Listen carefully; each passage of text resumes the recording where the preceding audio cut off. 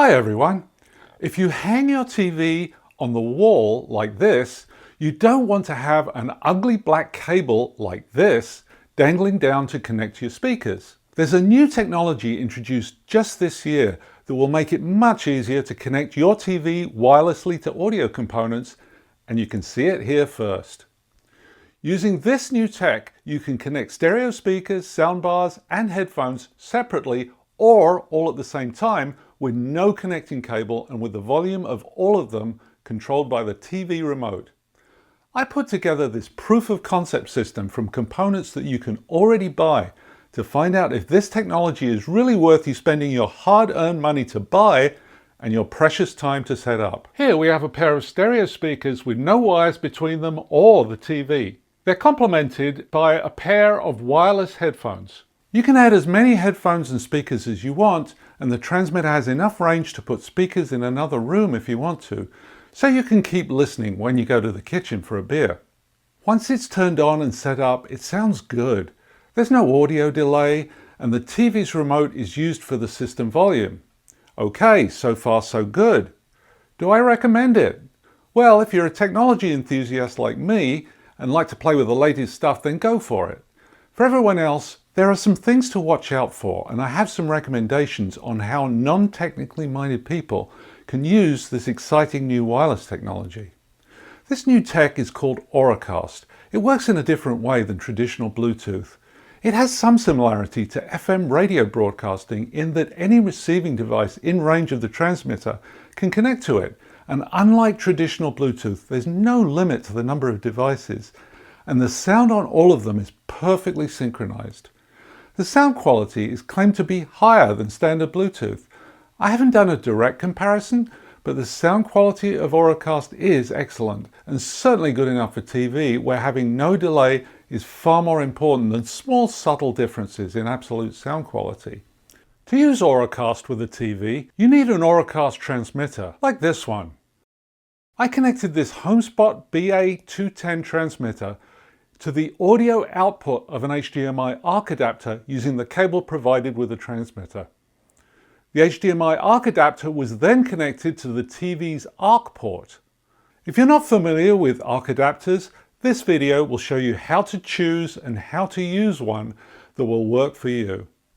I'll put a link in the description for that video along with links to all the components that I'm going to show you. The BA210 has both Auracast and standard Bluetooth, so for this system, the Auracast mode must be selected. You do this with 3 quick pushes on the little button between the power and input connectors. Once set, it stays in that mode even when you power cycle it. The ARC adapter and the transmitter are small enough to be hidden behind the TV. They both use a USB source for power, but I don't advise using the same USB output for both, because when I did that, I got a lot of noise on the transmitted signal. So I plugged separate power supplies into a surge protector for the TV that was plugged into the wall. If you don't already have an AC power outlet behind the TV, I'll leave a link to a handyman video showing you how to install one. And if you don't feel that handy, it's an easy routine job for an electrician. Auracast headphones are the easiest of these devices to use. This pair are the HomeSpot JM320. You connect them using a helper app on your smartphone. The app for the HomeSpot brand is called QK Connect. It's available for free on the Apple or Android App Store. After you've charged the headphones, you turn them on and pair them to your phone using conventional Bluetooth, just like any other pair of Bluetooth headphones. Now open the QK Audio app and click on Add Device. Then touch the picture of the headphones. When this screen comes up, click on the Scan button. When the transmitter stream that you want to connect to appears, click on it. Once connected, click Save. The headphones remember the transmitter, so you don't need to use the helper app again. Every time you turn the headphones on, they reconnect to the remembered transmitter. It's really great to have a pair of wireless headphones where lip sync delay is simply not an issue. Unlike the headphones, the wireless speakers that I built for this prototype system, need a little bit too much manual effort for easy TV viewing. I do have a simpler solution which you can skip forward to if you don't want to listen to me telling the manufacturers what they should be doing to make Auracast so much easier and better to use with a TV. Hey manufacturers, listen up. This is how we the consumers want this stuff to work. First, somebody should make an ARC adapter with the Auracast transmitter built in. Or better still, build it into all new TVs. When the TV's turned off, the transmitter should turn off too, and then automatically turn on again when the TV turns on. We also want all Auracast receiving devices to go into a low power standby mode when the transmitter goes away. The receiver should reconnect quickly when the previously connected transmitter returns. If all manufacturers did that, once you set up an Auracast wireless system, it would be as easy to use as the TV's built-in speakers. And you could have separate left and right stereo speakers, add a center channel, a subwoofer, and as many headphones as you want, and the TV remote would operate all of them at once, even if they're from different brands, and they would all play in perfect synchronization with the video. While we're asking the manufacturers to do the right thing, let's ask for helper apps for setting up that are simple, logical, and responsive. And shame on any manufacturer that uses device IDs or non-public encryption passwords to prevent other brands from working with their stuff. I will call you out, manufacturers, if I see you doing that, okay? One example of Auracast products that are currently in production are these Auralic up-to-cast amplifier boards. I use 2 of them for the Auracast speakers in my prototype system. Unfortunately, when you turn the power off and on, you have to reselect Auracast using the Auralic Go Control app to get them to reconnect to the transmitter. You can leave them turned on. The power draw isn't too excessive, but the indicator light on the front is way too bright to be left on all night. Even with this limitation, these boards are good value for an amplifier with optical and USB inputs, and they also have a very good Auracast transmitter built in. So they're great if you are okay with a wired connection to the TV and speakers and just want the Auracast transmitter for 0 delay headphones.